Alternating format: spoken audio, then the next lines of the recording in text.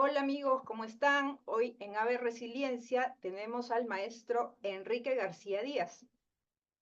El maestro cuenta con formación en filosofía, logoterapia y análisis existencial. Es director del Instituto de Constelaciones Familiares del Movimiento del Espíritu y también director del Instituto Mexicano de Logoterapia de Grupo. Quien les habla, Analita Yedo, y el día de hoy nuestro invitado especial nos va a compartir sobre la jornada de constelaciones familiares para este mes de julio en el Perú. Así que, ¿cómo estás, Enrique? Y nuevamente un gusto tenerte por acá. Gracias, Analí, gracias por la invitación. Y aquí estamos listos para lo que tú me quieras comentar, preguntar y adelante. Bien, Enrique, bueno, hay unas preguntitas que sería interesante escuchar un poco tu opinión, que nos amplíes. De pronto hay una anterior reunión en red donde nos has hablado de la filosofía de Bert Hellinger, pero también a ver si nos das algunos esbozos, algunos alcances de algunas opiniones que yo te quiero pedir, ¿sí? Y bueno, finalmente nos comentará sobre la jornada en sí, ¿no? En el Perú. Bien, lo primero es lo siguiente. Um, yo me imagino, eh, voy a poner un ejemplo un poco personal, un poco mío, de cómo yo también me vi atraída, digamos, a conocer tus constelaciones, ¿no? Y cuando ya, digamos, eh, nos comentabas de Bert Hellinger, nos comentabas también de tu formación, conociendo toda la propuesta intelectual de Viktor Frankl, a mí me fue, digamos, agradable acercarme porque yo a finales de los 80s inicié el colegio y me pegué mucho a una persona que casi hasta ya cuando he sido ya hecho mi vida de casada y todo, le he seguido un poco el vínculo, la amistad, y ella es una sobreviviente de la Segunda Guerra. Es decir, que ahora tiene 93 años, ¿no? Ella vino al Perú por los 50, ¿no? De una Alemania destruida, ¿no? Y como ella, muchas personas estaban ahí abrigando un poco esa cultura de ellos, ¿no? En ese tiempo también, por cierto, en el Perú vivíamos una guerra interna aquí, con Sendero Luminoso, o sea, era peligroso Lima, era peligroso el Perú, había mucha violencia, mucho terrorismo fuerte. Y bueno, creo que con ellas aprendí que si bien es cierto, ellas decían, no todos somos nazis acá, bueno, ustedes los peruanos no todos son terrucos o terroristas, ¿no? Entonces, digamos, bueno, para quienes es una bonita experiencia conocer un sobreviviente de guerra, deja muchas historias. Eh, y acá yo quisiera preguntarte, porque en todos los años que tú tienes de experiencia como logoterapeuta, en las constelaciones, debes conocer muchas historias, también muchos testimonios que te han ido enlazando sentimentalmente también a seguir ayudando, dando tu servicio. ¿Y qué hay ahí? Cuéntanos un poco, ¿sí? Muchas historias, Analí, muchas historias. Lo que sí te puedo decir es que, hablando desde la logoterapia, que es una psicoterapia centrada en el sentido, y es incluso va más allá de la psicoterapia, se coloca en un plano completamente espiritual. Algunos psicoterapeutas le llaman la psicoterapia del sufrimiento, pero un eslogan muy fuerte de la logoterapia es a pesar de todo, sí a la vida. Pero en la actualidad podemos hablar de con todo, sí a la vida. Entonces, la logoterapia nos enseña de alguna manera a enfrentar la vida desde una actitud ¿sí? En un plano superior, en una dimensión espiritual. Entonces, ante cualquier situación, se nos pide cuál es la mejor actitud que yo tengo para enfrentar tal adversidad. Entonces, el doctor Frankl, creador de la logoterapia, él de alguna forma comprueba su teoría, sus ideas en el campo de concentración. Y entonces, cuando tenemos un claro sentido de vida, que no se inventa, no se crea, sino se descubre, se encuentra, entonces cuando uno se siente motivado por ese anhelo, por ese sentido, uno puede luchar contra las adversidades. Entonces, prácticamente yo me he encontrado con gentes en situaciones límite, así se llama, situaciones límite donde experimentamos la tirada trágica, muerte, culpa y sufrimiento, que es el pan de cada día.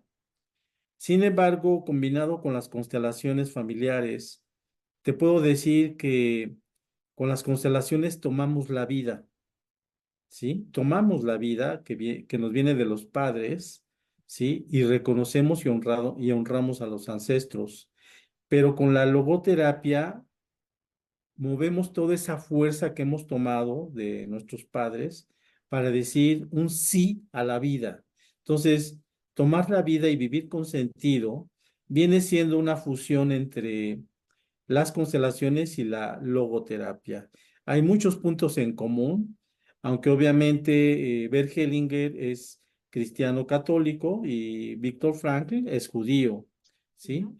Entonces, son dos herramientas, dos filosofías que se enmarcan en la fenomenología como método filosófico por excelencia para describir las cosas tal como aparecen y evitar nuestros juicios, digamos, nuestras películas y no imponerlas en el otro, sino tratar de lograr las comprensiones del otro para poder ayudarles de una manera mucho más empática, mucho más objetiva y que sea la persona la que descubre y pueda ver su panorama sistémico, por un lado, con las constelaciones, y por un lado, desde su persona y sentido de vida, desde la logoterapia.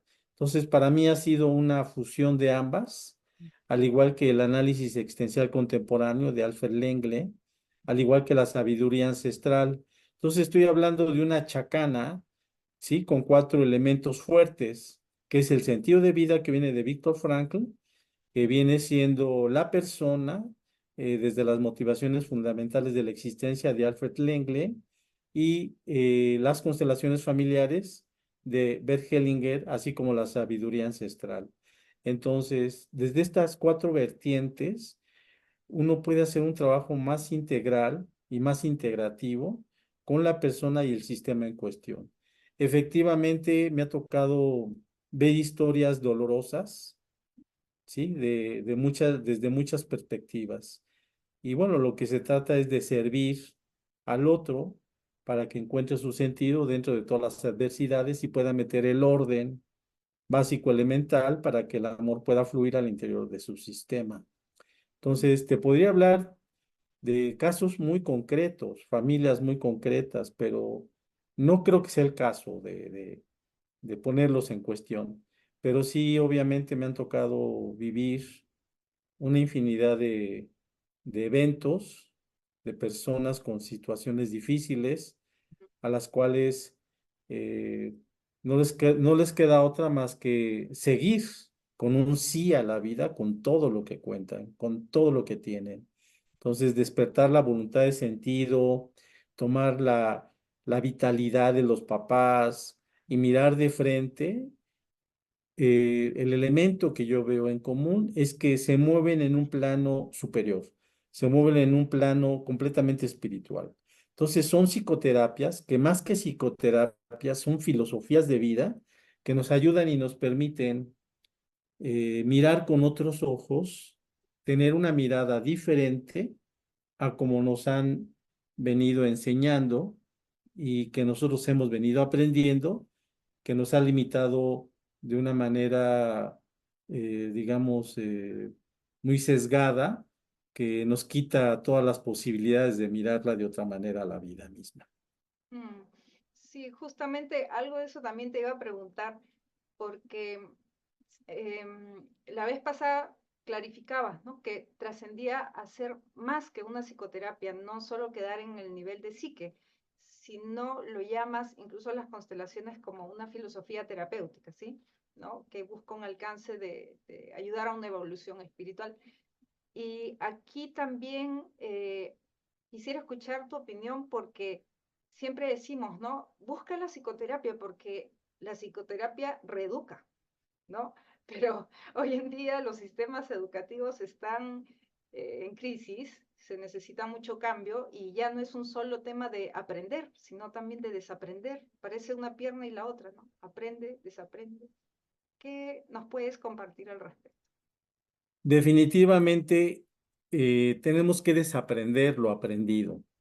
O sea, tanto, tanto la logoterapia, las constelaciones familiares y el análisis existencial nos piden en lo más profundo desaprender lo aprendido Mm, y atrevernos a mirar con otros ojos, con otra mirada, con otros elementos de pensamiento, ¿sí? Lo que vivimos y sobre todo tener comprensiones diferenciadas de lo que teníamos anteriormente. Esta es la única posibilidad que nos permite tener una actitud completamente distinta a la que veníamos teniendo. Entonces, sí es una revisión de orden, de filosofía, de actitudes, de concepción, para podernos enfrentar a lo que hoy estamos viviendo. Romper los esquemas. Ahora, te lo puedo decir de una manera muy sencilla. Por ejemplo, nosotros venimos de una ortonoia, ¿no? Como una mente muy, muy rigurosa, muy cuadrada, ¿no? Muy aprendida. Y entonces tenemos que entrar a un rompimiento de la noia que nos lleva a una paranoia, pero mm, no la paranoia de una sensación de sentirse perseguido, sino de, digamos, cuestionar ujú, lo que de alguna forma tenemos nosotros por bien sabido. Y ya, entrando en ese caos, ¿sí? Entre comillas, es como una desarticulación y un cuestionamiento de nuestros conceptos del trabajo, del amor, de la familia, de la pareja, de Dios, etcétera, ¿sí? Ir encaminados hacia una metanoia, es decir, algo más allá. Y cuando logramos esa metanoia, estamos saliendo de un caos, ¿de acuerdo?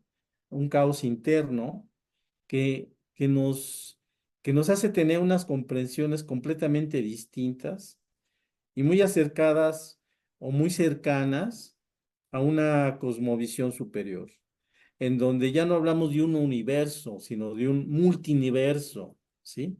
Entonces, no solamente cabe una sola visión de la persona, sino caben muchas visiones, pero aquí lo importante es que la unicidad de la persona es un elemento vital, ¿sí?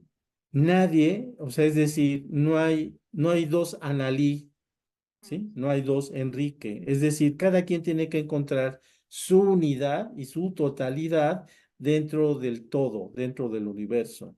Entonces, somos seres indivisibles en el sentido de que no podemos dividirnos mm, y somos insumabilis porque no requerimos algo nuevo.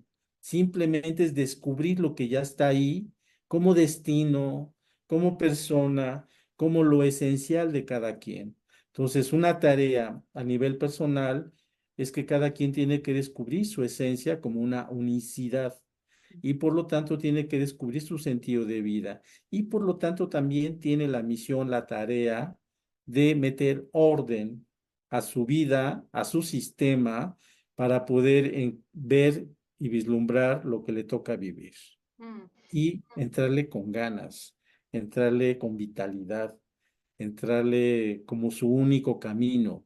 Y eso pues es un camino de alegría, es un camino de felicidad, ¿no? Y no importa qué camino, pero es un camino completamente descubierto por cada quien. Y entonces eso es una fuerza vital que te hace comprometerte, que te hace entregarte, para lo cual estás en este mundo. Mm, Entonces, sí va más allá de una psique, porque es una filosofía de vida, ¿de acuerdo? Entonces, sí nos cuestionamos muchos conceptos, muchas ideas, muchas creencias, creencias limitantes, creencias que nos limitan. Y eso permite, aunque es un cliché, a sacar alas y poder vivir tu propia vida, tu propio destino, lo que te toca vivir como sentido de vida, ¿sí? Entonces, eso nos lleva a una plenitud completa. ujú.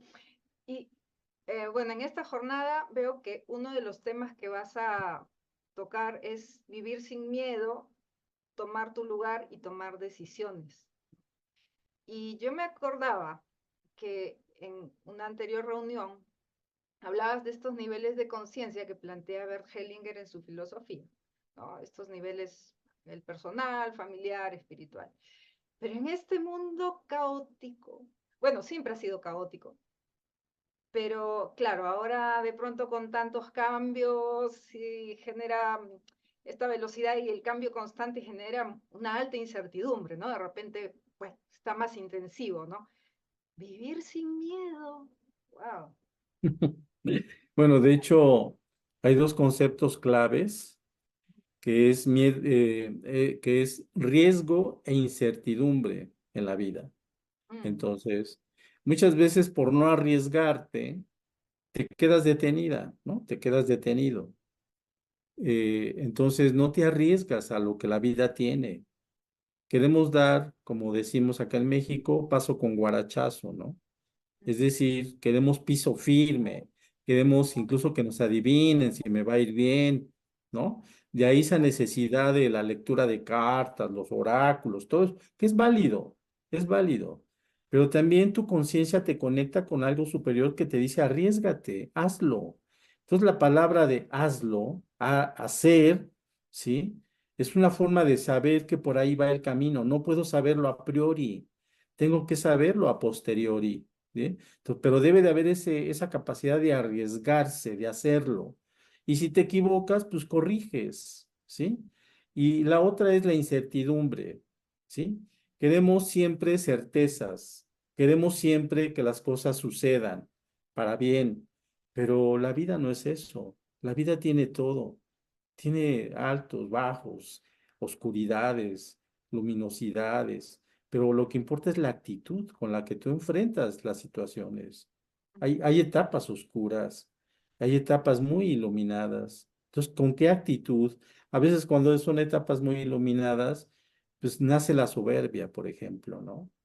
Cuando salen situaciones oscuras, uno huye, uno se esconde, uno se oculta y no enfrenta las cosas. La vida tiene todos los matices. Entonces, ¿cuál es la actitud con la que afrontamos el riesgo y la incertidumbre? ¿Sí? Entonces, obviamente los miedos están a flor de piel, ¿sí? Pero los miedos nos paralizan, los miedos hacen que nos escondamos. Los miedos hacen que también aplastemos, ¿no? Que también estemos en una actitud defensiva. Pero aquí la idea es ponte en tu lugar. ¿Cuál es tu lugar en el que estás en este mundo? Y toma la mejor decisión. Entonces aquí hay una combinación de colocarte en tu lugar, que es, es un trabajo de constelaciones familiares, y toma las decisiones adecuadas, que viene siendo logoterapia y análisis existencial. Aunque yo no manejo, esto es logoterapia, esto es constelaciones, es un trabajo integral, ¿sí? Es un trabajo que lo vives, porque la idea es vivirlo desde tu propia situación personal, familiar, y desde ahí tomar las decisiones adecuadas, ¿sí? Puede ser que te equivoques. Y si te equivocas, puedes corregir y asumes la responsabilidad de enfrentar todo ello. Aunque también, ¿sí? Muchas veces culpamos a otros, culpamos el exterior y no y nos afamos de nuestras propias responsabilidades. Entonces, eh, comprometámonos, cada quien con lo suyo, y tomemos las decisiones que nos toca, ¿sí? Pese a lo que pueda pasar y a Ujú, quien le guste o no le guste. Si va contigo, hazlo. Y la única forma de saberlo es después de hacerlo, ¿no? No lo podemos saber antes. La cabeza quiere saberlo todo, pero hay cosas que el corazón requiere vivirlas para reafirmarlas, para ratificarlas. Y entonces, a mí llega, no sé, llega mucha gente con cáncer, ¿no? Gente con desamor, gente sin sentido, gente agresiva. Y es interesante ver cómo van asumiendo eh, actitudes diferentes, el rostro cambia, ¿sí? La mirada cambia. Entonces vas viendo cómo van tomando la vida, porque van metiendo el orden correspondiente a cada situación, a sus propias vidas, van honrando a sus padres, van honrando a sus ancestros, van amando la vida, y entonces se abren a lo que hay, ¿no? Se abren a lo que les toca vivir. Y eso es personal, muy personal. A cada quien le toca, ¿sí? Lo que le toca vivir y lo debe de asumir como tal. Entonces, un concepto clave es destino y libertad. ¿Qué tanto vives lo que te toca vivir, porque así es, y qué tanto tú tienes ese margen de movimiento para decidir lo que tú consideras que hay que vivir, ¿no? Entonces, aquí el concepto de conciencia entra muy fuerte porque el doctor Frankl habla de la conciencia como un cocinero que dice que la cocina está abierta los 365 días del año y no descansa. Entonces no es que pierdas conciencia, te desconectas de la conciencia, ¿sí? Y aquí estamos hablando de que hay una conciencia superior que te guía. Y eso coincide mucho con Bert Hellinger cuando habla de una conciencia personal, una conciencia familiar y una conciencia espiritual. Entonces, cuando estamos conectados con esa conciencia espiritual, no falla, te dice lo que sigue, te dice lo que va. Entonces, no hay pierde. Y a veces la conciencia personal entra en conflicto con la conciencia familiar, ujú, pero la conciencia es algo que no se encuentra adentro, está afuera. Entonces, lo que necesitamos es conectarnos con eso que está ahí. Y algunos le llaman presencia ignorada de Dios, otros le llaman me conecto con lo más grande, otros dirían me conecto con el punto cero, cuánticamente hablando, otros me conecto con el centro vacío. En fin, de aquí que el trabajo meditativo es básico, ¿sí? Y ahora, el trabajo meditativo no solamente se logra con los rituales que conocemos o con la meditación dicha y hecha. Simplemente el saber estar con uno mismo, ¿sí? El conectarse incluso con la naturaleza, con cosas muy cotidianas, ¿sí? En una conciencia plena, en una atención plena, pues, logra ciertos estados de conciencia acrecentados, ¿sí? Que te conectan inmediatamente con lo superior, ¿sí? ujú, Entonces, hay sí, mucho de qué hablar por aquí. ujú. Sí, y en realidad no es complejizar, sino allanar para poderlo captar en la amplitud, ¿no? Porque en cierto modo tú alguna vez dices, a veces meter orden puede traer un conflicto inicial por este tema de la mala conciencia, pero eh, bueno, es un paso a paso, ¿no? Sí, esas, Eso depende de cada quien, la verdad. sí, Y ¿verdad? hablar de la mala conciencia y la buena conciencia es también un elemento básico, elemental. Por ejemplo, Bert Hellinger habla de la mala conciencia como la única conciencia que nos permite avanzar y crecer, pero que cabe la posibilidad que pierdes pertenencia en el grupo o la familia donde estás. mm, justamente por hacer algo completamente distinto. mm, O también la buena conciencia es por el miedo a perder tu lugar dentro de una pertenencia, ¿sí? Mejor no te arriesgas, eres obediente, eres cumplida, ¿sí? Y entonces muchos anhelos, muchos ideales quedan restringidos, ¿no? A la obediencia. ujú, Y en el caso de Frankl, él habla de que escuchar tu sentido de vida puede chocar con los valores establecidos. Y entonces él considera que es importante ser precursor, más no repetidor, mm, más no una persona que se detiene, ¿sí? Bajo una conciencia eh, condicionada a no hacerle caso a sus anhelos.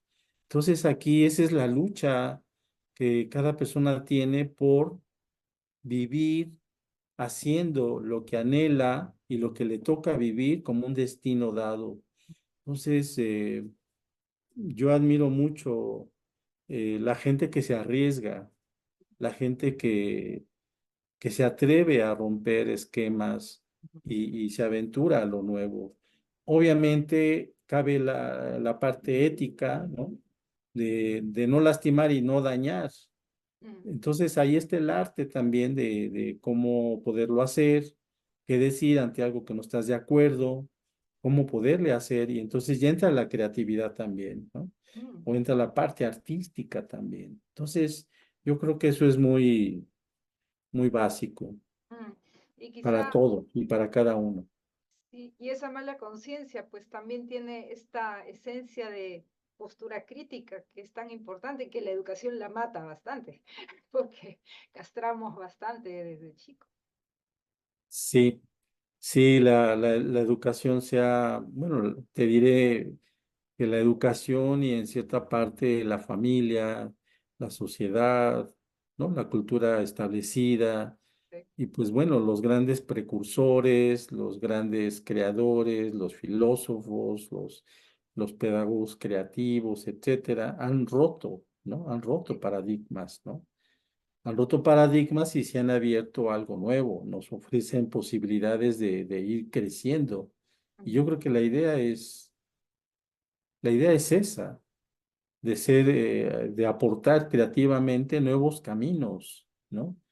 Caminos que sean integrativos, incluyentes, ujú, ¿sí?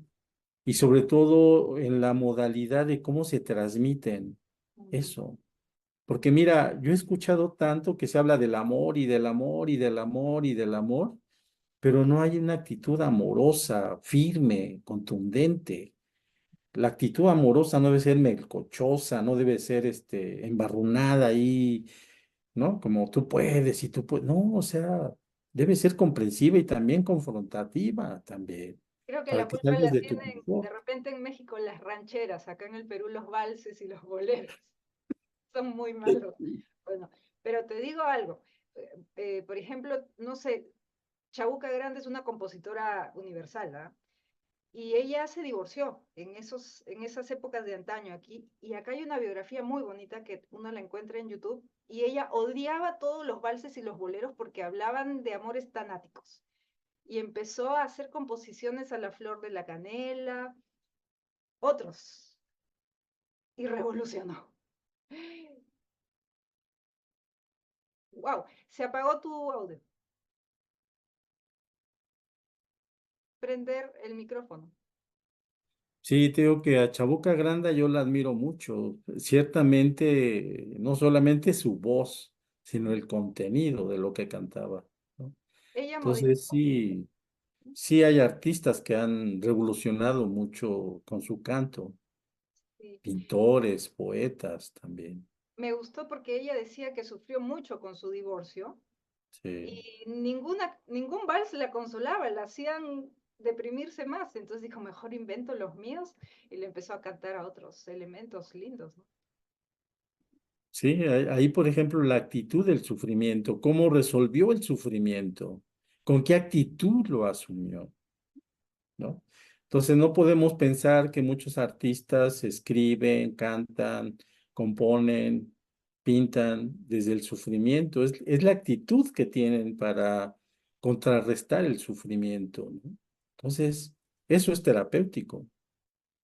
Y no digo psicoterapéutico, digo terapéutico, porque mucho de lo que alguien hace le puede servir a otro para salir adelante, ¿no? Recuerdo, por ejemplo, de Mario Benedetti, una vez que vino a México, a la feria del libro, y a presentar el libro de ¿Quién de nosotros? Y entonces se acercó un mexicano y le dijo, dice, don Mario, eh, este libro a mí me ha ayudado a sobrevivir, ¿no? Entonces dice Mario Benedetti que ese comentario fue lo mejor que ha recibido de ese libro, ¿no? Es decir, si salvó una vida, si le ayudó a alguien a salir de un dolor, de un sufrimiento, Por es supuesto. un sentido. Sí. Entonces, vale la pena que muchas de las cosas que alguien hace creando algo, y eso se llaman valores de creación. Puede ser desde el arte mismo, una canción, un poema, ayudar a mitigar el dolor de otro.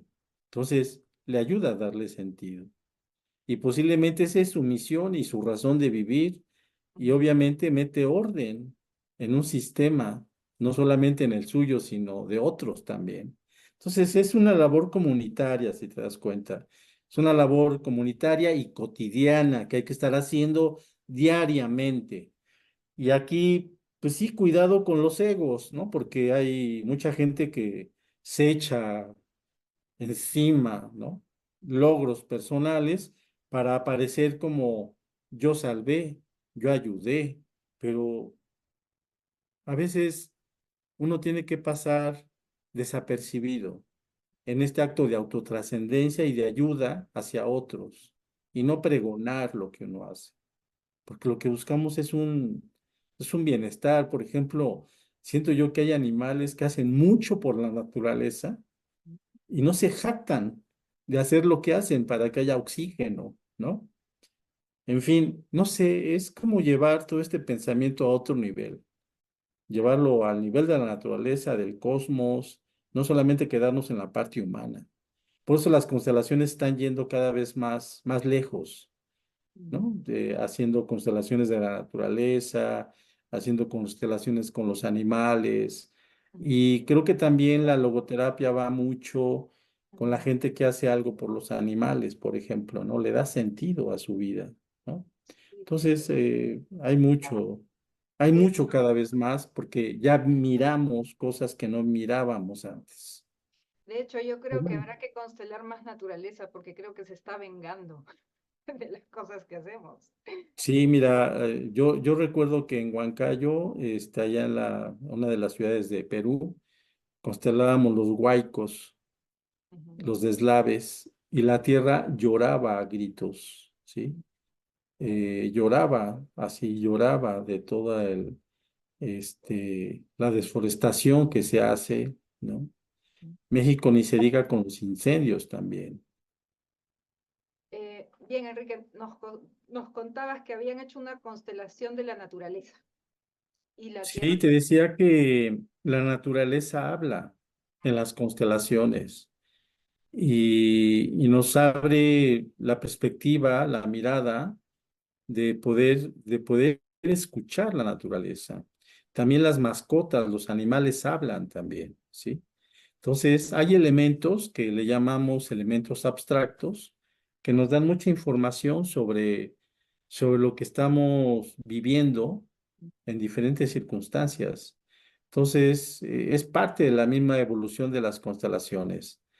Y te decía que allá en Perú, cuando constelábamos los huaicos, pues la tierra lloraba, ¿no? La tierra gritaba, ¿no?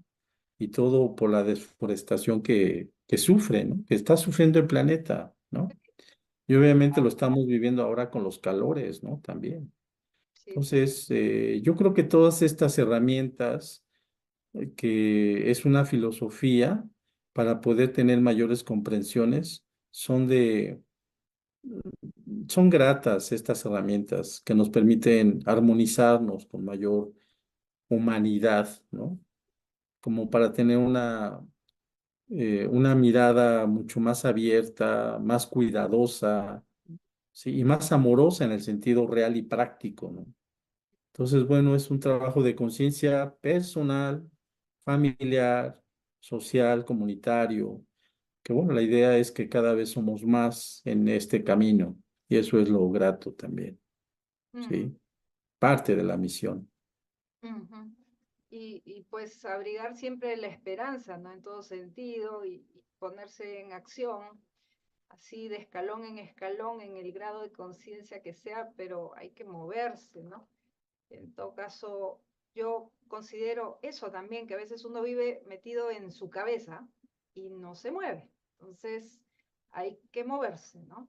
Sí, de ahí yo te decía que el hacerlo, el hazlo, Ujú, está el asunto, no quedarte nada más en la quimera, ujú, sino hazlo. ujú, Vamos a ver, ¿se puede o no se puede? Hagámoslo, ¿sí? Hagámoslo. Y después vemos si sí o si no, ujú, pero no nos podemos quedar con la posibilidad o en el intento, o sea, hay que hacerlo. Por eso es quitar los miedos y desde tu lugar tomar decisiones ujú, para lo que estés viviendo. Yo no sé qué es lo que está viviendo cada quien.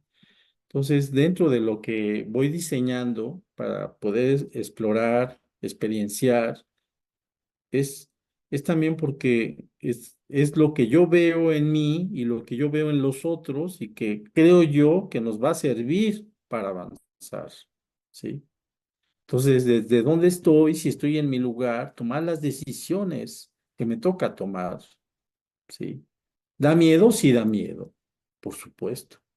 Pero no podemos quedarnos en estar mirando nada más.